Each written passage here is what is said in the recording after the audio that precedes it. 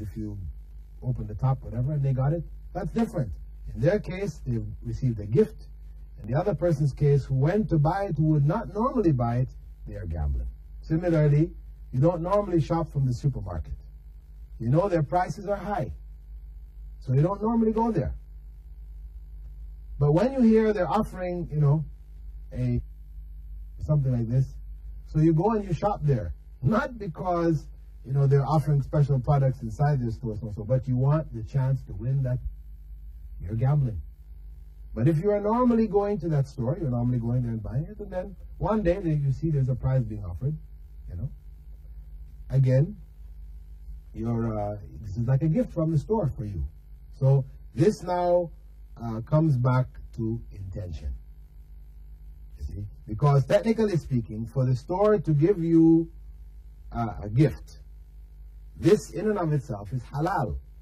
But your intention in trying to receive this gift will now determine whether what you're doing is halal or it is haram. Whether you're gambling or whether you're carrying through your normal routine and receiving a gift. So, in summary, we'll say that gambling has been forbidden in Islam in all of its forms. And we'll make exception, for example, if you have, for example, horse races, or camel races, where a prize is offered to the winner. And this has to do with this, there's a skill involved here. The one who wins the race receives the prize. This is not considered to be gambling. Those who are spectators, who now bet, will this one win or that one win, and they put up certain amounts of money, this is the gambling aspect. The prize for the winner, in and of itself, of a race or a contest, having a prize for that is not considered to be gambling. But where one is purchasing a ticket now, for example, you purchase a ticket, what effort is involved? This is just pure luck. No effort is involved. There's no skill or anything involved in earning that prize, right? It is just pure luck. And this form, this gambling, lottery systems, bingo and the others related to them, these are forbidden in Islam. People become addicted to them. You'll find them, the poorest segments of the society, spending huge amounts of money. It's only a little bit because the ticket may only cost 1 dirham, or half a dirham. Every week they're buying. As some people have observed, that this is the way that governments or systems extract additional taxes from the poor and ignorant masses. Instead of putting out, say we're raising the taxes, we're taking more taxes from you, they put it in the form of a prize, so you end up paying it out, and they extract extra taxes. There are many places which increase their revenue for their products, etc., through this means. And from an Islamic perspective, this is something forbidden. Whereas prizes which are offered as gifts from companies or department stores, or these type of things, these are in and of themselves permissible, as long as we are going there normally. We're going there ready to get a product that we wanted and we needed. We're not going there simply because a prize is being offered. And this is, actually some scholars, have even prohibited this because of the fact that it becomes a kind of a fitna or a trial for the masses of people. Because it is temptation, by stores offering this. Not that they're offering them the people any special services, but they're only trying to draw in more customers. This is marketing strategy. So some scholars I know have prohibited this, not because the giving of the prize is in and of itself haram, but because of the fact that it becomes a temptation for ignorant people to be involved in this, which is itself haram, for the wrong intentions. So it is an aspect of blocking the door to haram, what they call sadd al-dhara'i, this blocking the door to haram. Because if something, can lead to haram, then some scholars, have, in a number of different cases, forbidden something which is in and of itself not haram, as a means of protecting people from falling into haram. But as I said, this is the position of some scholars. In general, scholars hold that gifts of this type are permissible, and it becomes really now on the individual to have the correct intention with regards to such products. Okay, we have a question here. This question is from a Pakistani sister from Dubai. She writes, she actually faxed in this question: my mother insists on my removing my hijab in family gatherings that include my brother-in-law and male cousins. How can I reason with her? Well, you may reason with her by taking the Quran. In the surah which addresses the covering of the woman, the head scarf, where Allah says that the believing women should put their headscarves across their bosoms, covering themselves, and it makes an exception for people who she does not have to do that in front of. And you will find that the brother-in-law and the male cousins are not included in the exceptions. So she shows the mother, here is what Allah has said in the Quran. This is the best way in which to convince her.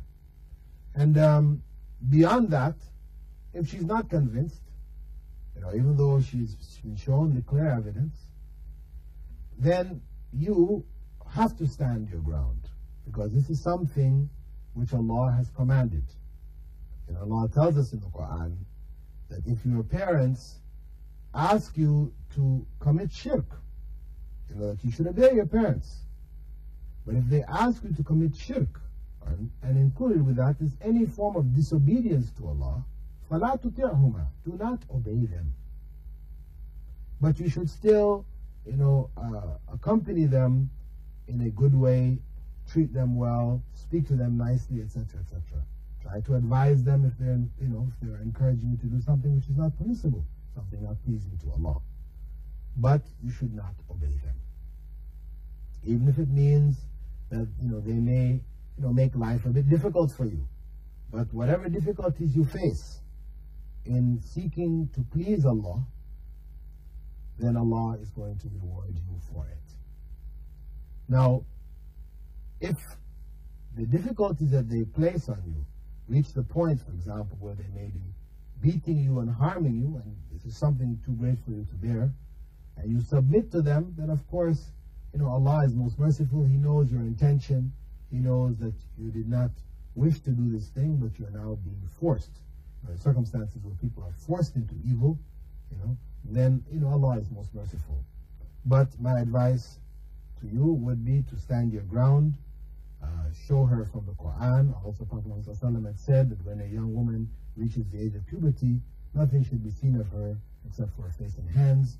And this is specifically in regards to those people who are not from her maharim, those people who she's not able to marry, people who are forbidden to her marriage, which includes her father, the brothers of her father, the brothers of her mother, her own brothers. These are the people, and also the sons of her brothers or sisters. She cannot marry them. So these people she does not have to cover in front of. But outside of them, people who are in-laws, the husbands of our mothers or fathers, sisters, who are our aunts, these people one must cover in front of them. Our cousins, that is the children of our uncles and aunts, must cover in front of them. And though, unfortunately, it has become very common in some societies, that such people are taken to be family members like this, so much so that people no longer observe the correct etiquette in dress with regards to them. And this has led, of course, to corruption. When the Prophet ﷺ was asked about the brother-in-law, he said, it was called Hamu, because he said, Al-Hamul Maut, that the brother-in-law is death. This is how he described it. For a woman to beware, because the person who is married to her sister, right, this person, she's going to take, because her sister is her sister, this person is going to take as being very close, a close family member. But the point is that she could marry this individual. And there are many cases, of adultery and fornication which have taken place, in families where there's looseness with regards to observing proper etiquette in dress and separation of males from females in the homes, where people who are from the non-maharim, who are marriageable, these people, have not been required to abide by the Quranic and Islamic laws in this regard. A further question that we have is a question which comes in from Sharjah, Brother Muhammad Sharif. He writes, Dear Dr. Bilal, I work in a clothes go-down, that is a warehouse, and I know beyond a doubt that some of my workmates are stealing clothes and shipping them to India on a regular basis. What can I do to be Islamically correct? Well, the first thing you don't do is you don't join in with them. And this is something which is, of course, a big temptation. People find themselves in a work situation like this where everybody around them is stealing clothes. And it's not right. But they're not being caught. There doesn't seem to be any way for them to be caught. The temptation is for us. What's the point here now? Well, Allah knows. Allah sees what we're doing. We have to keep that in mind. This is our taqwa. This is our consciousness of Allah, which should stop us. So what can we do when we're Islamically correct, to be Islamically correct? We should advise those people around us not to do this. This is evil. This is sinful. And if they refuse, then we should report it to the management. Of course, this is something very difficult. I know people working, these are your workmates. For you to do this, you will be looked at as a traitor of some sorts, etc. But the reality is that ultimately, in the sight of God, you will be looked at as a righteous individual. And that's what's most important, that we please God, even if it means displeasing all of mankind, or humankind. Because if we please all of humankind, and we have displeased God, we have failed. So, in such a case, I would advise the brother to advise those around them, warn them that if they do not stop, they will report.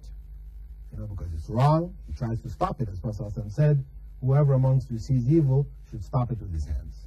So he tries to stop it by telling them, warning them.